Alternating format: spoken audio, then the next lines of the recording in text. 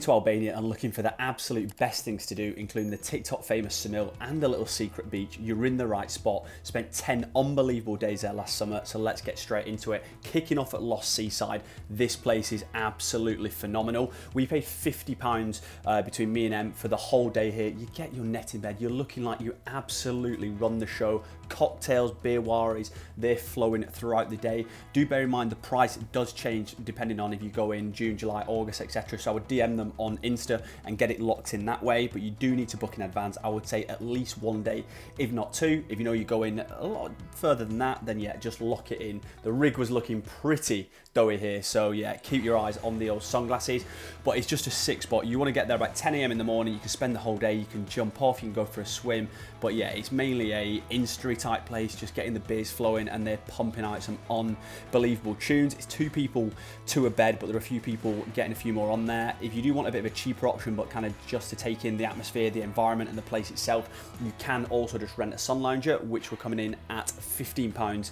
per person, but to be honest, it's definitely worth the extra to get the netting beds, and yeah, you obviously want to maximize your whole day there. So I mean, get the whole use out of the product itself. In terms of the food, we ended up paying about £40 for this sushi. I would say this is the only downside. The food isn't that good there. The sushi was decent, but like the only option you have at the beds is sushi. There's Manxurane, which I'm going to discuss later, which is right next door, but check this out. Drink it all in.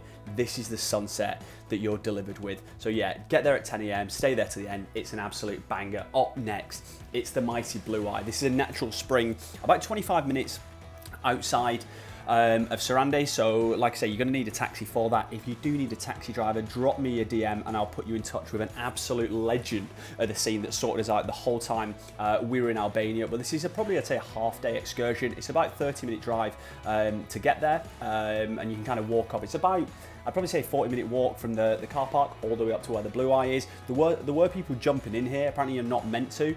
People jumping off that top viewing platform in to the Blue Eye itself. However, the team, we found a little spot just located a little bit further down, downstream to the right, in between the Blue Eye, and there's like a little restaurant where you can get food, drinks, a little beer wari, if you're partial to one of those. And yeah, obviously the chairman of the Chili Dippers was straight in the mixer. The water is unbelievably cold here. It's 8 degrees all year round, so yeah, it's not for the faint-hearted, but of course the chairman just leading the way as always. This is a super cheap activity in terms of getting in there. It only costs £1 per person, I guess, to go into like the park, the area, but obviously you do need to sort a taxi there and back, which is probably going to set you back by £40 between 4 of you, so well worth it. I'm giving you the secret beach up next, Koreza Beach. You can only access this via boat. This is phenomenal. We actually ended up doing the same boat trip twice. That's how good it was.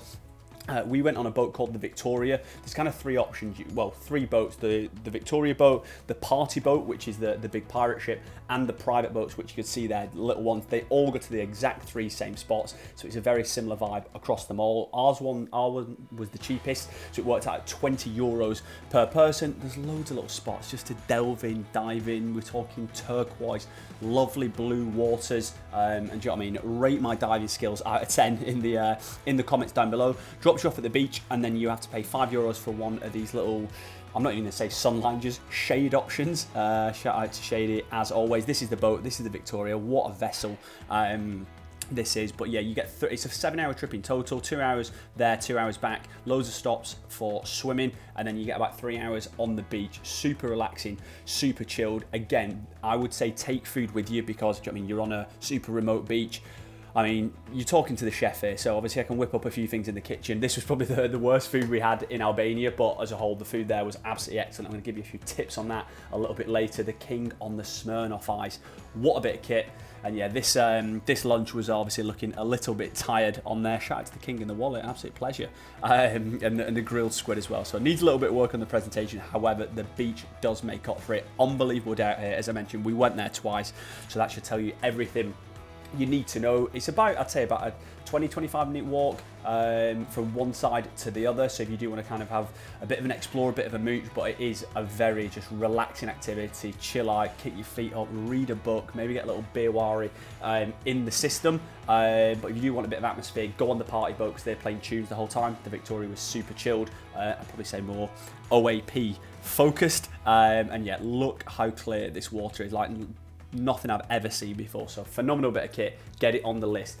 The TikTok famous Ksamil Beach, massively overhyped. We did not enjoy this at all. So let's start with the positives. Is it a beautiful beach? Yeah, the water is absolutely phenomenal, as you can see here, but it's just so busy. Like you've never seen as many people. We got there about 10:30 a.m. Obviously, we got about a 20-30 minute taxi from Sarande, and it was already Sergio Ramos. We could barely even get a sun lounger itself. It's cool, a couple of cool different things you can do. You can swim out, or I could walk across to the island. Obviously, the king was swimming across, but you can see there what I was saying about the water. Is it beautiful? Yeah, it's a lovely beach, but it just wasn't for me. Far too many people, and it's just a weird mix of, is it more focused towards kids? Is it more focused towards partying? I think they're trying to cater for everyone, and ultimately with that, I think they don't really cater for anyone specifically. So I would say if you are going to Albania, go and check it out. You can't take my word for it, definitely go there. But this is the only thing in Albania I'd say I wouldn't recommend to someone. Obviously it was a decent day, but for some of the other things I'm obviously going to recommend, and I've got a better option quite close by a little bit later. Me and M, obviously BYOB on a beach is always going to be a banger, but you know what I mean, get yourself on a little pedalo, get yourself on a little lime Fantas, and get the old polar vodka in the mix itself. So overall, it's a super nice beach, but it's not really the vibe that I would say I'm looking for. Whether you're looking for something more party, something more luxury, it kind of doesn't cater to either of those. However, something that does, Arameras Beach Club, phenomenal bit of kit. This is what I'd say is a bit more, I'd say like an upmarket experience, a bit more of a luxury experience. So part of obviously the hotel, but you can go and rent sun loungers for the days what we did, which was €10 per person. You get the beautiful beach, but this is a lot more relaxing, a lot more space, and they have a delightful, sexy, nutritious bar serving these ice cold glasses of white wine. So me and the king were delving into those along with a few of the old cocktails. Silly scenes, and it's just a lot more calming, relaxing. I'd say like a higher end experience. If you are going with kids, I'd probably say you're more focused on going to Ksamil. I think there's a lot more kid, young person focus. If you're going with friend, boyfriend, girlfriend, or parents, in my case, then I'd definitely go to Arameras Beach. Look at the water. Silly setup in there, and yeah, just a whole day activity. We got there about 10 a.m. Obviously learnt our lesson from Ksamil Beach, but like I say, we didn't even need to get there that early. There's so many different beds. There was loads of extra ones and people turning up at all sorts of time through the day. The cocktails should come with a death warrant. Only order a single in here.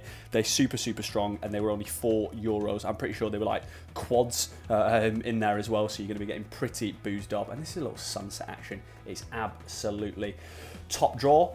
This was one of my favourite things the whole time there. Lekuresi Castle, this is, you can go there in the day, but I just advise going there at night. Go there for sunset. You need to get a little taxi up from Sarande. I'd probably say it's about 5-10 minutes up there. You can go for dinner, but to be honest, I've seen a lot of the reviews online and saw the food when we were there. We actually went 3 times in total. The food didn't look good, so I would personally say go there for drinks. The wine is about €4, a glass of wine, top drawer, and you could probably say, I'd probably say spend 3 hours here, get here about, yeah, an hour and a half before the sunset. You can just watch it just fall down out the sky. This is like this eating area, which was buzzing. There was a bit of atmosphere to it, like a live band on and stuff. So if you're partial to a little bit of live music, then to be fair, it probably is a lovely setting, but you're not sat, if you're having dinner, right against the front. This is kind of the more bar-focused area where you can order, like, I think pizza, I think is the only thing you can order here, but the drinks are top drawer, and it's an absolute must. And yeah, on the backside, you've got all into the valley where we went to a little winery, which I'll discuss very shortly. And yeah, you can just drink it all in, and obviously the sunset's behind the hills, so it's not going to get the top 3 sunsets of all time, but it was top draw. And this is what it looks like deep into the evening. So you've got all the lights of Sarande in the backdrop, and yeah, it's just, do you know what I mean? What more do you want from that? Delicious wine, ice cold, dry, and a sunset. Get it on the list. Couple of food recommendations for you. So Madfish is right on the waterfront, beautiful scenery, beautiful setting, insane sushi. cocktails here with the best cocktails we had in the whole of Albania. So if you're looking for a little cocktail day or night, this is the place to go. We went there for lunch and dinner.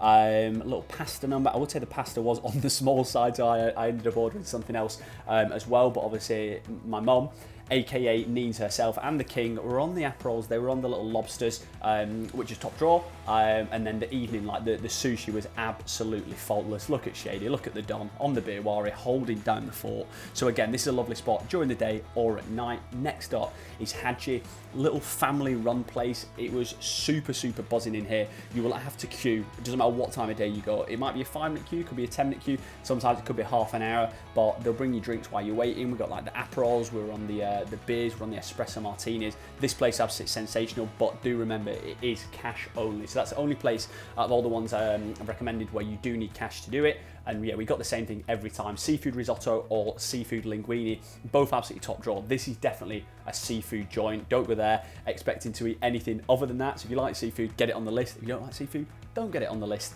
Manxurane, so this is next to Lost Seaside. Go there for breakfast, lunch or dinner. I ordered the same thing on the 4 occasions I went there, which is this little rigatoni number. It was absolutely top drawer, octopus rigatoni, faultless. I'm going to say it might be the nicest thing I had in the entirety of Albania, to be honest. Like super fresh pasta, loads of octopus, and yeah, top drawer. The king was on the old bolognese / ragu number, and again, unbelievable. And there he is again, the Don, Senior Shady himself, Isak Winery. I'm not sure how many wine tastings they do, but I found them on Google. I just dropped them an email and they said, yeah, you can come down. We paid £7.50 each for all these wines. They give us raki, they give us 2 reds, 2 whites, and a little bit of rosé number. We had raki, we had vodka, we had whiskey. Give us a tour, give us a few different bits of food. The only thing I'd say is just avoid the olives. I'm not sure what they put on them. It's like there's more oregano than there were olives. But again, sensational day out. And actually the red wine was probably my favorite this day for a little change. This is obviously like the best thing to do. If you want a more vloggy style video, I'll bang it a link in the comments down below. It's one of the best videos I ever made, but that's a little bit more informative and a little bit more fun. But yeah, if you have found it useful, bang me a message in the comments, hit that subscribe button because we're en route to 2K subscribers. Unbelievable scenes this year. And remember, baby, the chef, oh baby, he's cooking. Let's get it.